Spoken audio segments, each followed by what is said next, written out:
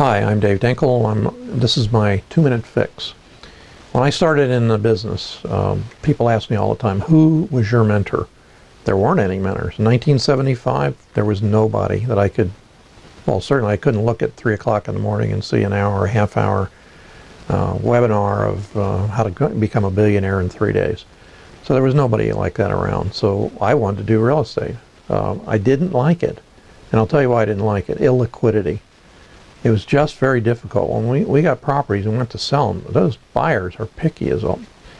Anyway, I was used to something altogether different. I was in the stock market and I could sell stuff for you guys who are in the stock market. In those days, it took no more than about 15 to 45 minutes to sell a stock and get an answer back. Today it takes 15 nanoseconds to do it. So one of the things I also did not like was going to closing and having to review the HUD statement.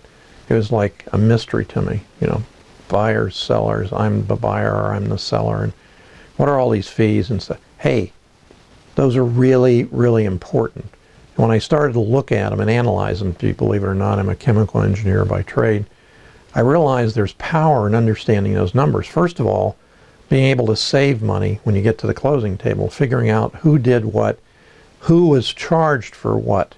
Just because you're the buyer doesn't mean you have to pay for certain things. So understanding the HUD is critically, critically important. So the 2-minute tip here is just simply understanding the HUD. Now, in the Dodd-Frank Act that came up in 2010 recently, they use what they call a CD, or a closing disclosure. Now, the idea was to help eliminate mortgage fraud and have full disclosure to buyers that use conventional financing. We as investors are dealing 99% of the time with cash buyers, and the other people, 1% or so, are doing hard money. They're not going to live in a home. So we don't deal with the complexities of the mortgage laws as such. So when we first saw that Dodd-Frank CD, we said to ourselves, whoa, this thing is really complicated. Well, after you do 100 of them or so, they're not so bad, but what you have to do is sit down, look at them, and go through them. Most closing agents do not use CDs, this closing disclosures, for cash transactions. So you may not even see them. But the HUD statements are what you're going to see. Now, here's a caveat to everything I'm telling you about learning how to look at the HUD statement.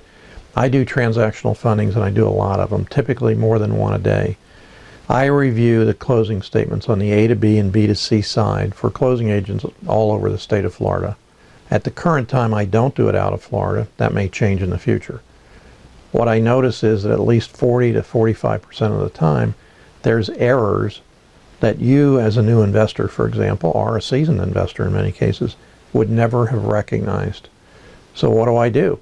I go back and I mention it to the closing agent so they're not embarrassed when they get to closing in case you, as the buyer or seller, figure it out. But you should do it yourself. You need to be in control of the HUD statement. Learn what it is, go through it with your closing agent. Say it to him or her. Look, I need some help. I'm going to send you more business. Just go through these numbers for me.